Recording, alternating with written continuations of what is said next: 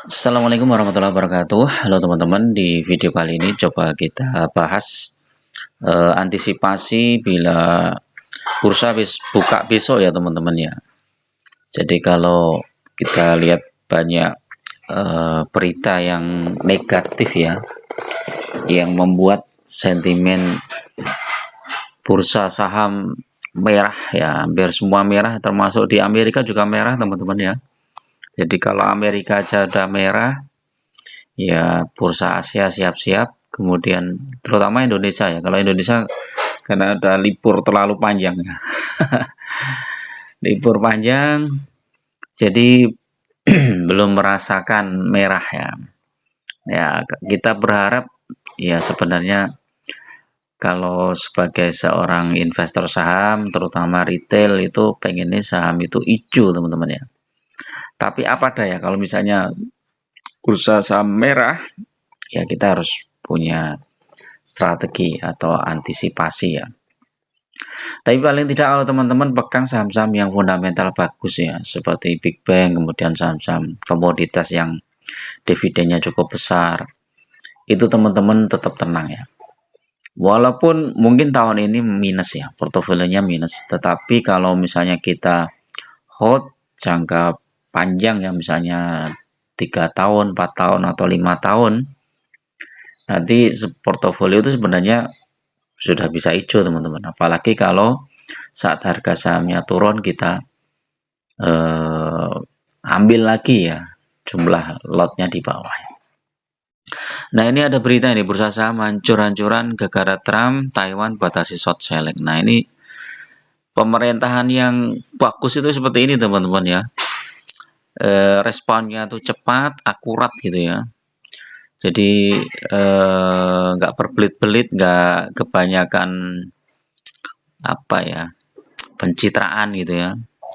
Jadi mereka tuh sudah tahu ya. Seperti Cina itu begitu Amerika bikin apa gitu langsung bisa respon cepat gitu. Sementara kita masih gelagapan, masih bingung ini ya. Tapi ya begitulah. Nah ini respon pasar Taiwan ini menarik nih teman-teman ya. Regulator keuangan utama Taiwan akan melakukan pembatasan sementara pada penjualan saham secara short selling. Nah, kalau Indonesia bisa mengikuti seperti ini ya, short selling dibatasi atau tidak boleh sama sekali, keren ini. Karena short selling itu salah satu yang membuat harga saham jatuh, teman. Karena kenapa? Ya banyak spekulan ya. Spekulan akhirnya mereka jual saham tertentu supaya harga sahamnya jatuh. Nah, nanti setelah jatuh dia beli di harga bawah. Itu udah untung besar. Karena aneh ya, short selling itu sebenarnya ya para spekulan tuh yang memainkannya. Mengutip Reuters ya, Komisi Pengawas Keuangan Taiwan mengatakan dalam sebuah pernyataan bahwa mereka akan membatasi jumlah saham yang dapat dijual shorts dan menaikkan rasio margin penjualan short minimum menjadi 130%. Penjual short meminjam saham yang mereka perkirakan akan turun dan berharap untuk membayar kembali pinjaman dengan harga yang lebih rendah nanti untuk mengantongi selisihnya. Tarif tersebut pasti akan menciptakan sebuah ketidakpastian bagi stabilitas pasar. Taiwan itu produsen utama semikonduktor yang memiliki surplus perdagangan besar dengan Amerika dengan tarif sebesar 32%. Menurut para pedagang mata uang, dolar Taiwan kemungkinan akan menghadapi tekanan depresiasi yang cukup besar terhadap dolar AS pada hari Senin. Hari-hari ini ya teman-teman. Sementara kita masih libur. Bursa yang lain udah berjibaku, kita tenang-tenang saja. Ya mudah-mudahan bagus lah untuk hari Selasa itu. Tapi memang secara sentimennya gak yakin saya. Lihat aja lah. Kalau teman-teman punya dana cash, tahan dulu lah. Kita lihat wait and see dulu kalau mau masuk ke suatu saham. Siapa tahu dapat diskon lebih banyak ya. Bank sentral yakin bahwa mereka memiliki kemampuan untuk menjaga stabilitas nilai tukar. Taiwan memiliki cadangan devisa yang melimpah untuk membantu meredam dampak terhadap dolar. Ini keren nih. Negara kalau udah punya cadangan devisa yang cukup besar itu tenang teman-teman. Nah, short selling. Nah, saya kemarin sudah bikin video ya tentang short selling dan ada berapa ratus saham yang ini ya. Ini coba kita lihat ini apa ini? Bank raksasa Jerman memperingatkan kejatuhan dolar AS ini dasarnya. Nah, ini. Nah, kalau perang dagang terus berlanjut kemudian dibalas dengan saling menerapkan tarif antar negara gitu ya, misalnya Cina, Kanada dan lain-lain saling ya, maka dunia perdagangan nggak akan baik-baik saja teman-teman. Ya bisa jadi suatu saat nanti dolar yang akan jatuh teman-teman ya, kalau misalnya banyak negara-negara yang akhirnya melepas dolarnya ya. Dan saya nggak tahu juga nih apakah ini memang strategi yang diinginkan oleh Amerika ya.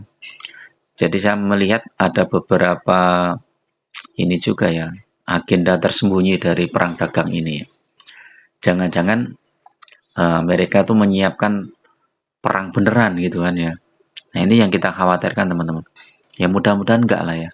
Karena kalau perang itu wah kacau.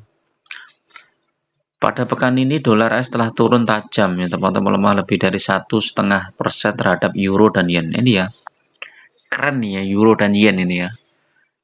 Saat dolar melemah dia malah menguat ya. Rupiah nggak tahu ya rupiah berapa ini sekarang. Rupiah itu berapa ini ya? Coba rupiah mana rupiah ya?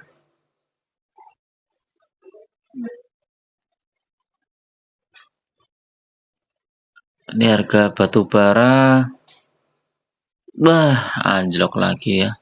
Harga batu bara anjlok. Ini berat juga ini ya. Ini apa ini? Rupiah berisiko makin lesu usai tarif Trump, ini masukan ekonomi untuk pemerintah. Nah, jadi memang ada beberapa resiko ya teman-teman ketika nanti bursa dibuka merah ya. Kemudian mungkin ada pembatasan juga ya. Penghentian perdagangan seperti beberapa waktu yang lalu. Terus kemudian rupiah juga bisa aja nanti melemah sampai mungkin di atas 17.000 per dolar ya, atau bahkan 20.000 ya. Beberapa analis mengatakan kemungkinan rupiah ke 20.000 itu mungkin teman-teman. Jadi di tengah ketidakpastian seperti itu teman-teman seharusnya dalam memilih berinvestasi di saham itu teman-teman berhati-hati ya, jangan sembarangan ya.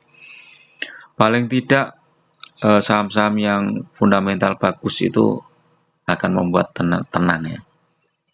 BRI ini sebenarnya udah mulai bagus nih ya. BRI ini udah sempat turun di 3.600, mantul lagi 4.000 ya. Mungkin ini nanti akan terkoreksi dulu. Mungkin di sekitar 3.800 kalau masih mampu bertahan, kalau enggak dia balik lagi ke 3.300. BCA juga ya, BCA itu ini wonderful company teman-teman. Kalau pegang saham BCA itu nggak usah khawatir ya. Mungkin balik lagi ke 7.600 nih ya BCA. Karena bentar lagi ini dividen juga nih ya. Oh buyback ya, BCA mau buyback sejak tanggal 26 Maret sampai dengan 24 Juni 2025.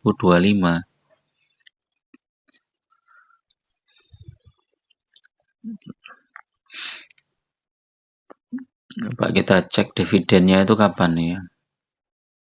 BCA ini dividennya, oh ini udah turun banyak nih BCA. BCA itu turun 14% ya dalam waktu 1 tahun ya teman-teman.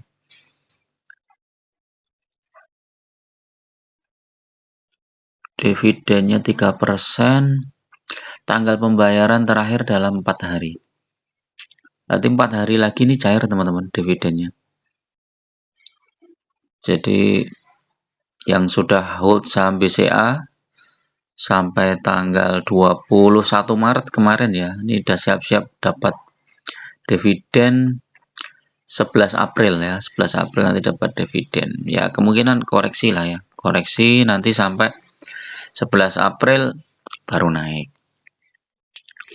Lumayan kan?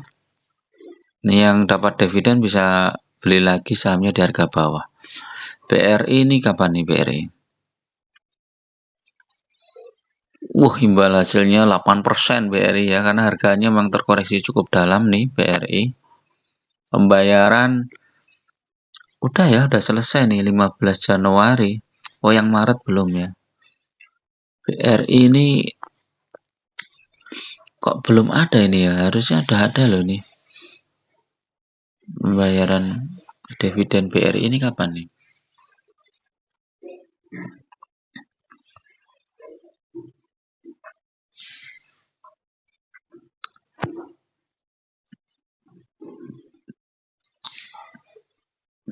Ini BRI ini ya.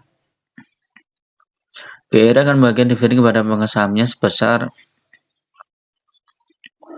rapat umum pemegang saham tahunan BRI digelar pada akhir bulan lalu memutuskan tebaran dividen 343 per saham, 8%. Rasionya 85%. Kemudian di pasar reguler akan dijadwalkan 10 April. Masih 10 April teman-teman kumdet ya. Ini kalau mau dapat dividen BRI, kemungkinan BRI nanti masih bisa bertahan lah ya.